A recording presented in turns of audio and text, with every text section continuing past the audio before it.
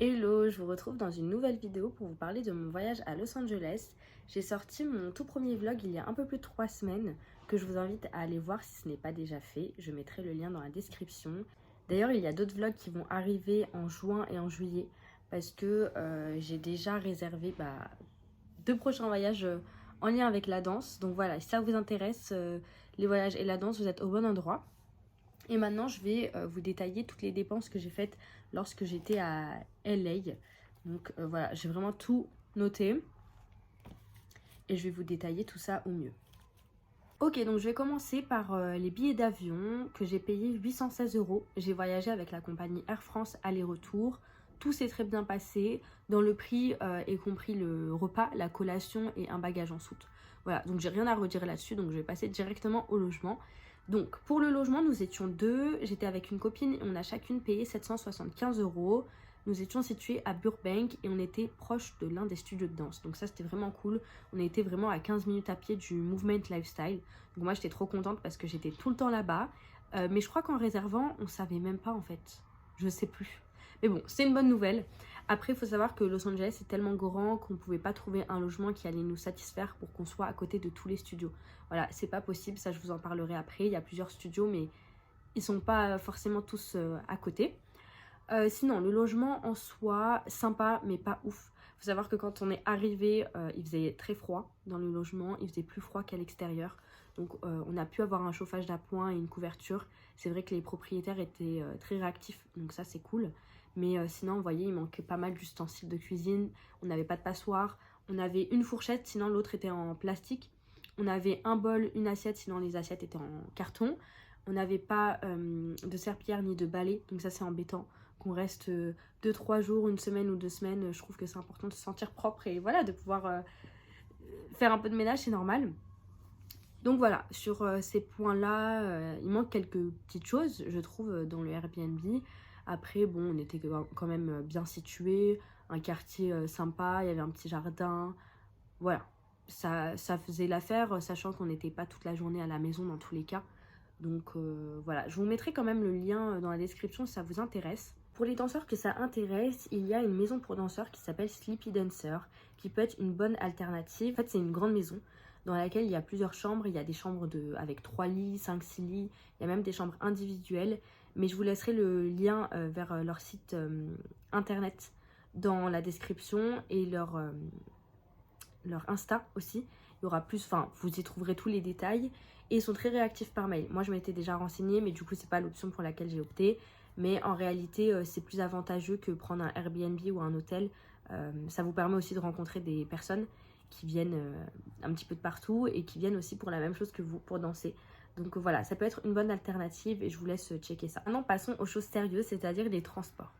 On m'en en avait déjà parlé avant que je parte. J'ai des amis qui sont déjà partis à Los Angeles, voilà, il y a peut-être 1 an ou 2 qui sont partis avant moi.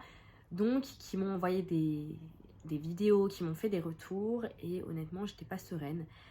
Parce que, en tout cas sur les vidéos, c'était vraiment des fous, des personnes sans domicile, qui se piquent, voilà, qui sont dans leur monde, quoi. Tu sais pas ce qui peut t'arriver.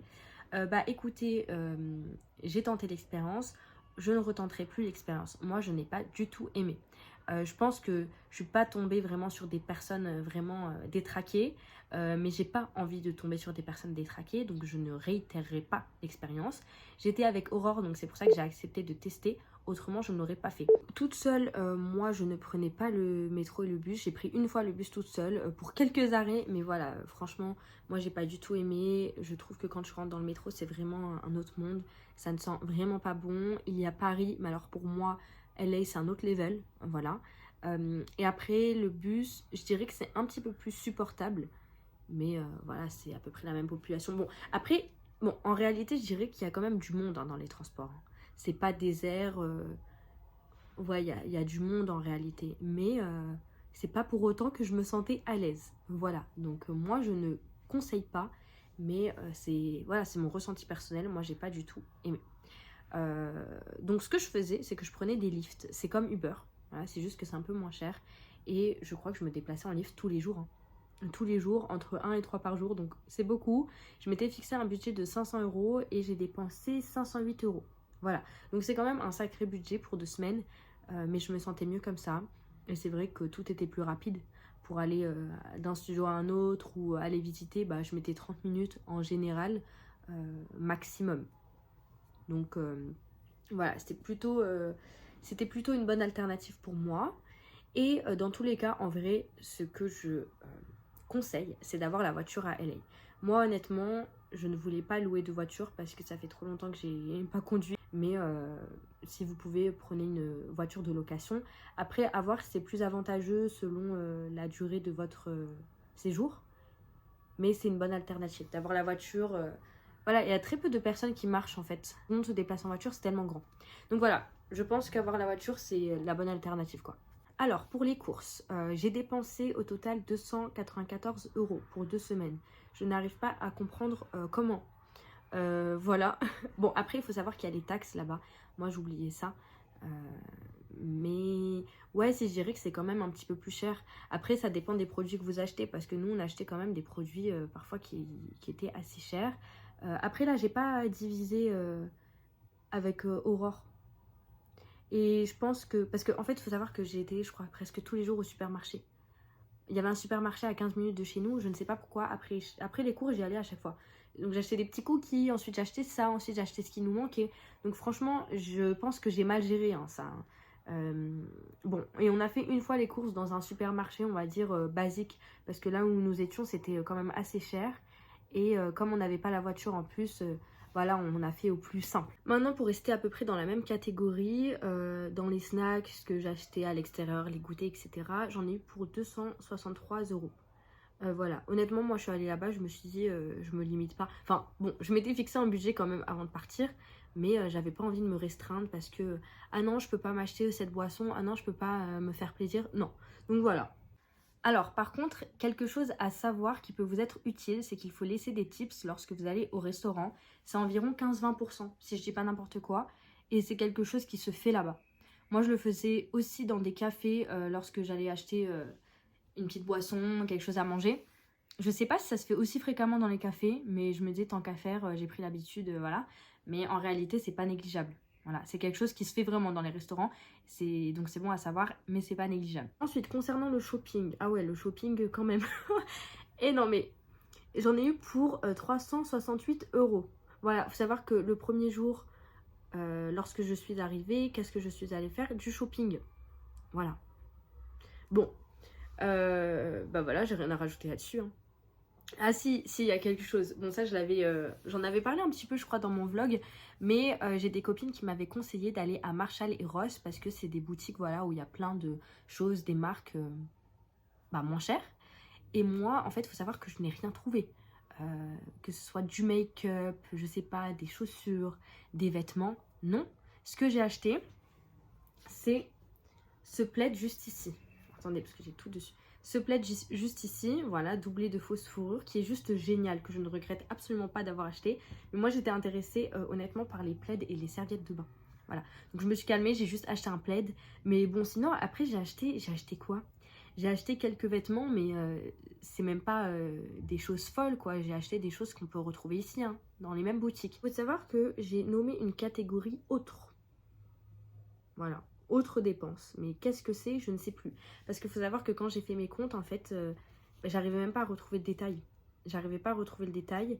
Je pense que c'est un petit peu de courses, de snacks. J'en suis sûre que c'est ça. Voilà, sinon, je sais pas. J'en ai eu pour 206 €. Voilà. Ensuite, je pourrais pas plus vous détailler cette catégorie parce que je ne sais même plus ce que c'est, vous voyez. Donc, bon. Pour les activités, j'en ai eu pour 100 € pour Universal Studios. Voilà, on a fait le Griffith Observatory, le Getty Center et moi j'ai visité un petit musée à Beverly Hills, mais tout était gratuit. Donc voilà, Universal Studios c'est quelque chose à faire. Moi franchement j'ai trop aimé. Je sais qu'il y a Disney aussi, bon on n'a pas pu tout faire parce que déjà c'était compliqué de faire les visites le matin et après d'arriver à l'heure pour les cours de danse. Mais voilà, on a essayé de faire le max, c'était trop cool. Moi j'ai vraiment tout aimé. Mais voilà, Universal c'est à faire et Disney j'aimerais bien le tester si j'y retourne. Donc voilà. Maintenant on va passer à la dernière partie en fait. Je vais vous parler des cours de danse. Donc ma partie favorite. Donc pour les cours de danse, j'ai dépensé en tout 644 €. Voilà, dans tous les studios confondus. Il faut savoir que je prenais en moyenne, je prenais 3-4 cours par jour. Ça m'est arrivé de prendre 1 ou 2 cours par jour, ça dépendait en fait aussi de ce qu'il y avait. Comme les studios du coup ne sont vraiment pas à côté, à part le 88 et le Timili, bah c'est compliqué d'enchaîner. Si tu as un cours qui t'intéresse par exemple au playground et après tu vas aller au movement, s'ils s'enchaînent c'est très compliqué. Après peut-être qu'avec la voiture, quoique non, parce que moi je me déplaçais en lift aussi, donc non, vous voyez par exemple d'aller du playground au movement c'est compliqué. Mais le 80 et le Timili, tu peux le faire à pied, je crois que c'est même pas 10 minutes. Donc voilà. Et en fait, du coup, ce qui était compliqué, c'était de choisir les cours que j'allais prendre parce qu'il y avait plein de cours qui m'intéressaient dans tous les studios, pratiquement chaque jour. Donc il fallait que je fasse des choix et c'est vrai qu'en 2 semaines, ça passe très vite. Des fois, il y a des profs qui annulent leurs cours, il y en a qui ne donnent pas cours. Donc ça, c'est trop frustrant et c'est pour ça que j'aimerais bien y retourner, mais plus longtemps. Donc voilà. Mais sinon, les cours, j'ai vraiment aimé là-bas parce que il y a une énergie, je trouve, dans les cours qui est incroyable. Les gens sont vraiment là pour taffer. Ils ont un niveau de malade. Ils ont tous leur personnalité, c'est ça qui est super inspirant. Et ils ont tous un vrai niveau, quoi. Donc ça te pousse vraiment à te dire, ne lâche pas. Parce que là-bas, ils apprennent la Corée en 2-2. Ils t'expliquent même pas les steps. Et en un cours, t'as appris la Corée, quoi. Donc voilà, je trouve que c'est un très bon training. D'aller là-bas, c'est un très bon training. Il faut savoir qu'il y en a pour tous les niveaux. Je sais qu'il y en a qui m'avaient demandé sur Insta. Il y a des cours débutants, il y a des cours... il y a beaucoup de pros de toute façon là-bas, mais voilà, il y en a pour tout le monde. Et il y a beaucoup de studios. Voilà, les studios principaux, donc il y a le Movement Lifestyle, le Playground, le Millennium, le 88, le Timili. Il y en a d'autres aussi. Je crois que c'est Dynamic Studio et le Miran, je crois, on dit Miranka. Bon, je sais pas, parce que j'y suis pas allée. Mais voilà, ce sont les studios principaux. Et donc, concernant les prix, il faut savoir qu'un cours c'est entre 22... En moyenne c'est 22 $. Après, vous trouverez aussi des cours, en général c'est des workshops à 30 et 35 $. Voilà, mais en moyenne c'est 22 $ le cours. Donc voilà. Bah écoutez, maintenant je vais vous faire un récap global. C'est-à-dire ce que j'ai payé en tout sur place. J'ai payé 2385 €. Et en comptant l'avion et le logement, j'en ai eu pour 3975 €. Voilà, pour 2 semaines. Donc voilà, c'est un sacré budget. Mais je ne regrette absolument pas ce voyage. J'ai hâte d'y retourner si la vie me le permet. Et ça m'a vraiment débloqué quelque chose parce que du coup, j'ai déjà prévu mes prochains voyages. Et comme dit, je vous détaillerai tout en juin et en juillet. Donc si ça vous intéresse, n'hésitez pas à liker et à vous abonner pour donner de la force.